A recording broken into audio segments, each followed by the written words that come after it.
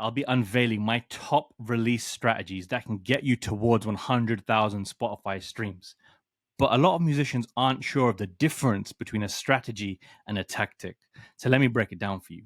Welcome to the All About Helping podcast. By definition, a strategy is the action plan that takes you where you want to go. And the tactics are the individual steps and methods that are going to get you there. A lot of artists think of strategy as how many posts per day and which hashtags to use and what time of the day to post and should you edit in the TikTok app. But none of this is strategy. This is all pure tactical decisions. And it's not going to move the needle and get your song anywhere close to 100,000 streams by changing one of these elements. But what will is a very clear thought process of what your strategy is going to be. And so that starts for me with the release plan. What phase of the process you are in on every single day of your calendar. And there are so many different schools of thoughts. It's completely your decision what release plan you're going to go for. I'm going to break down a weekly, a bi-weekly, a monthly, a tri-weekly, and my personal favorite, the 6-week all about helping strategy right at the end. And I'll tell you the pros and cons of each one. I'll show you a diagram, which you can download from the description below, of exactly what you're doing on what day of the week or what day of the month. And it's incredibly easy, but you have to think of the process to understand what you are doing, what your audience are doing, and what you should be doing next. That's the key to this process. And why do you need a release plan strategy? It's because you cannot wing it with your song release. You cannot just make up and go by your intuition what you're posting on what day of the song. Because if you do, you'll probably do the bare minimum. And when you do that, your song will reach the bare minimum number of streams. And there's so many artists out there who have amazing music that have struggled to get to 1,000 plays because they didn't put in the work to market it. And so while many artists will think, I'll just throw as much music as I can out there and release as much as I can, it doesn't always work. Because if you're not marketing your song correctly, your fans won't be listening. So let's start at the very beginning. A weekly release plan, also known as the Russ strategy. Now, he famously blew up for, I think it was 2013 to 2018. He put out one song a week. And it was calculated. It was a blueprint for success. And Russ massively increased his Spotify streaming catalog using this technique. And he made you think that each of these posts was being created that day, but I can guarantee it was a well thought out strategy that was planned in advance, and he had Dropbox folders for every song. So his typical release plan was on a Monday, he would announce the song and he would make you guess the artwork. His songs have a colored background and an icon. And in the comments, all the audiences had to guess the title of the song. On Tuesday, the second post, he would perform it as a selfie in his studio. He'd just be rapping to the camera. On day 3, he would then release a which verse is your favorite comparison. And he'd get people to vote. Did they prefer verse 1, maybe it's more rap heavy, or verse 2, which was maybe more harmony heavy. Then on day 5, the Friday, he would release the song. Day 6, he would do another selfie performance. And day 7, he would start teasing, I'm back in the studio writing new music again. Which song do you want next week? And it was this on repetition for 4, 5, 6 years that made Russ into the artist he is today. And when many artists try this, they get it twisted because they haven't got enough prepared music. They haven't got enough prepared artwork. They haven't got enough prepared selfie videos of them rapping.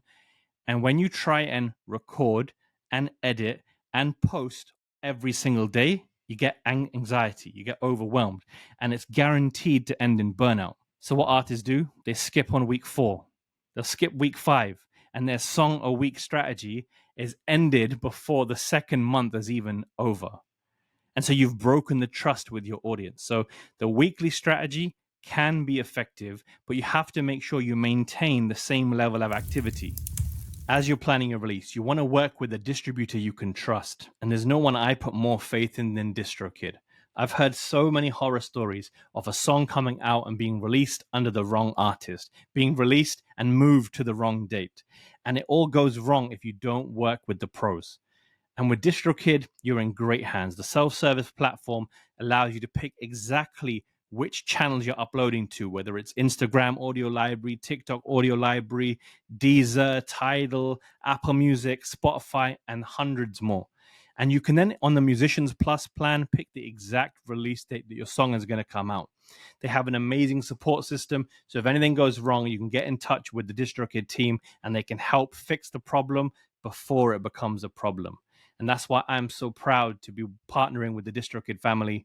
And so if you're not a member, if you're thinking of switching from another distributor, you can get 7% off with my link, which is distrokid.com/VIP/all about helping. Huge love, as always, to the team behind the scenes at DistroKid for empowering smart artists and giving their support to everything I'm building here on this channel. So next, let's move on. Let's talk about the 2-song-a-month strategy, or the bi-weekly release plan. In the UK, we call this fortnightly. And so in week 1, you're going to announce a song. We get up a little diagram here that will show you. In week 1, you're going to announce that song A is on its way. And 1 week later, song A is going to be out. You're going to spend all of week 1 promoting song A.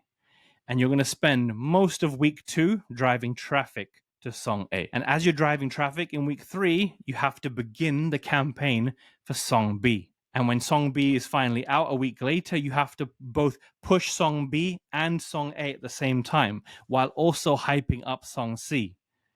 And so in the cycles of a song, they start to overlap, and it creates a lot of confusion what the artist is going to do. A rule of thumb that has often worked for me is push song A in the morning and push song B in the evening. That's been the easy way to do it. And so once again, the bi-weekly song release can work. You're going to put out 26 songs in the entire year, which is a very high level of activity. It's going to help you grow, but you need to get organized to do a release like this. And so once again, I see where it works, but it's not one of my favorite ways of marketing a song. Method number 3 is to go monthly. Now, this can work. It also means the cycles do overlap a little bit, but you basically start week 1 of the campaign and you announce your song. Then the rest of week 1, all of week 2, and even part of week 3, you are building up a lot of hype for song A. And then you release the song middle of week 3. And all of the week 3 and all of week 4, you're driving traffic to this song. The next month comes along, and as long as you're organized, you can start pre-hyping up the next song while also driving traffic to the current song. Now, where this fails for artists, I've seen someone who's doing an EP a month, is when the music is not complete. And when you begin a campaign late, the marketing ends up late. And then you end up pushing the release day from week 3 into week 4. And then you lose track of your own monthly release plan. And so the promise you made to your fans often gets delayed or even canceled, where you skip a month and you might do a double EP in a specific month. And I don't like the monthly release plan because it begins to compound. And every time you delay one of the songs, all the future months get fudged up. And so the flaw with the monthly release plan is you need a lot of posts to fill up the building hype period and the driving traffic period, which is why you might as well go for a 6-week release cycle, which I'm going to explain in a couple of moments. So I worked with one artist called Spitfire. He's a rapper from Compton. And we found a new process, a Triweekly plan that could combat the overlapping cycles. And so in week 1, we would announce a song and build up hype. In week 2, we would release the song and push it for 2 weeks in a row. So all of week 2 and all of week 3.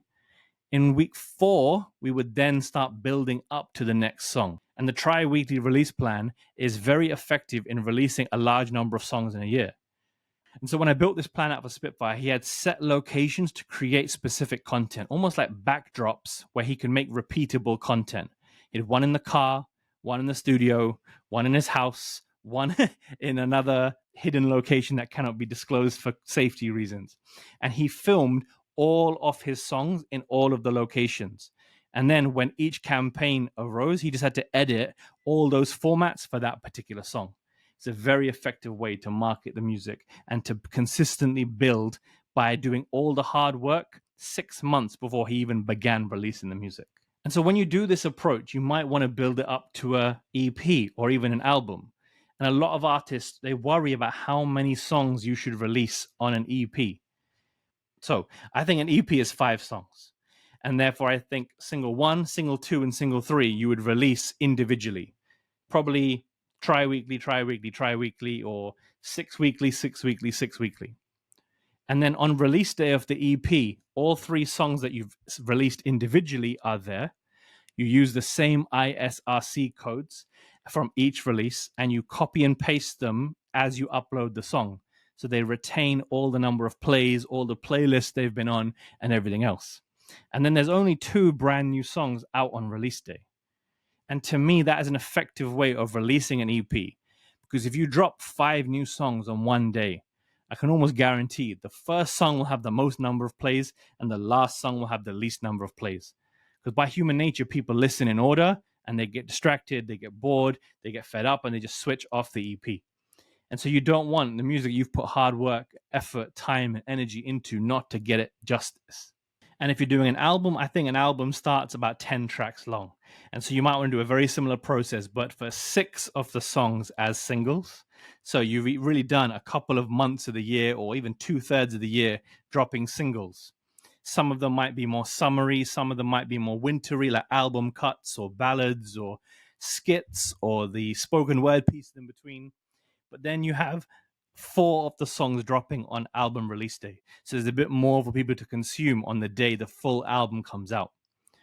And you might want to release an EP in year 1 and an album in year 2. And then singles all of the year 3, and then go back to an EP, back to an album. I certainly wouldn't try and drop multiple EPs in a year or multiple albums in a year. You can, but I'm just very, very confident that you're only going to get a small number of plays because each song's not going to get its moment to breathe.